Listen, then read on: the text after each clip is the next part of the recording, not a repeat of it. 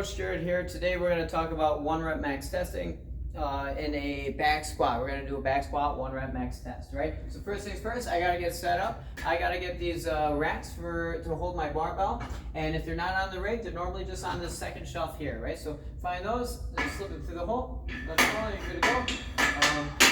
You don't want anything too high. You don't want to be on your tiptoes, especially when you have heavy weight.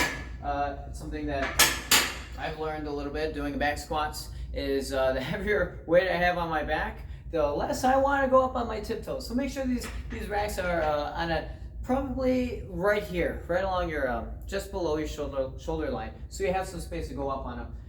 And then you're gonna need your barbell, right? And this rig won't hold one of our short barbells. It won't hold a 30-pound bar, so you're gonna have to get the long 45 ones, and those are located just lean up against the wall in between the barbell or the dumbbell racks there.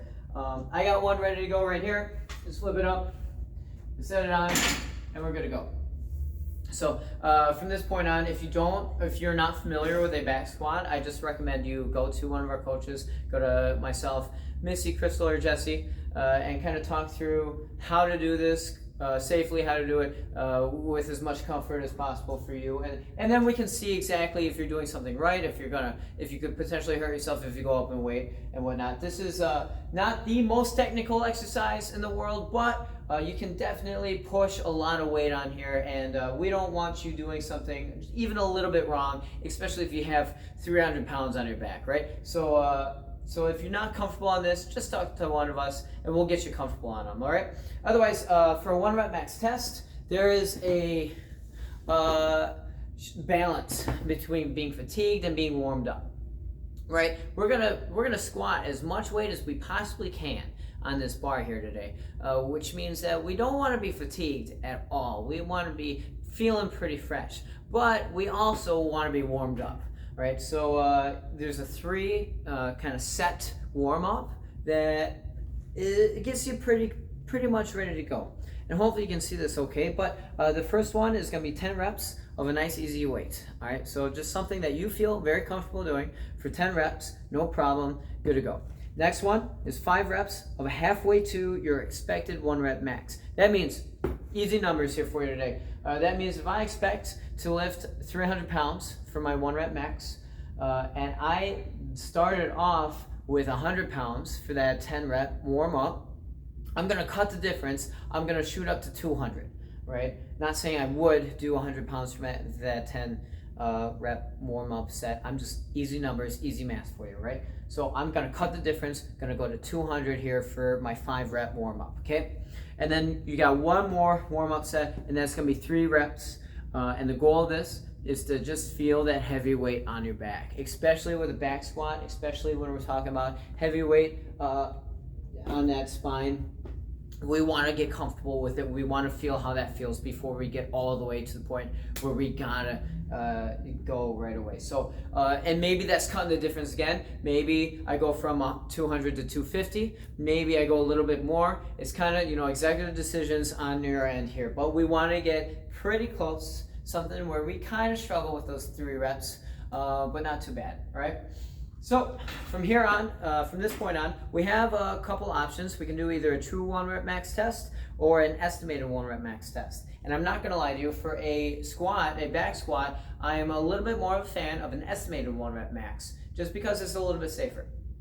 All right, speaking of safety, whenever you're doing a 1 rep max attempt, estimated or true, get a spotter. And for back squat especially, you need somebody who knows how to spot a back squat, or you need multiple people who can help pick that bar up off your back.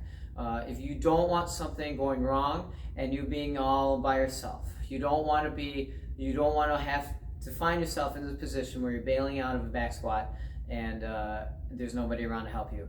And when we're talking about a 1 rep max, we go until we fail, which means we don't stand up anymore, right? So if you stand up and then you don't go back down, that means that you didn't fail, and that might not be considered a true 1 rep max test, right? So get a spotter, You can expect to not stand up at some point doing this, okay? Get a spotter and get someone who knows what they're doing. And that being said, you have an option between a true 1 rep max test or an estimated 1 rep max test. A true 1 rep max test is something you would traditionally know.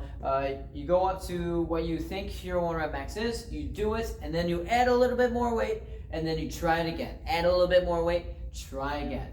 And the rule of thumb there is give yourself some break. Give yourself some time in between there. The rule of thumb is 6 minutes, and that might seem like a really long time, but 6 minutes is going to give your body enough time to fully recover, and then you're going to be at it again. If you don't feel like giving yourself 6 minutes, I understand, right? But that is the rule of thumb. That is science right there for you, right?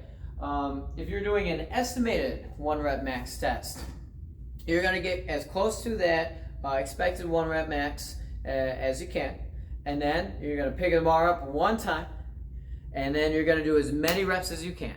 So there is only one set. You do as many as you can. You put the bar back, and you're done. And that is what you have.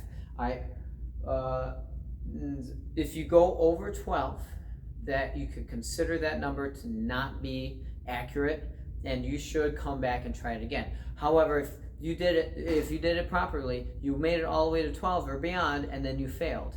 And when you fail, your body is not ready to do any more work. All right, and that's an estimated or true 1 rep max test. When you fail, you're done for the day. Your body is not ready to go back. And if you feel like you didn't get a good reading from that, just come back the next day or come back 2 days later, whatever, and just try it again. Start off where you left off. You got a better baseline here to move forward, right? But yeah. So take those numbers, whatever you got. Say, for example, you did 300 pounds and you did it 5 times. All you have to do is plug that into a calculator online. I will put a link in the description. The weight, the reps, you move that weight forward, plug it in, it'll spit out a number at you, and you'll be good to go. So again, that link will be in the description for the website that I use most often, and then you'll be good to go. And I think that covers about everything. If you have any questions about back squats or about 1 rep max testing, let me or any other coach know, and we'll square your way. We'll be good to go. So I'll see you later.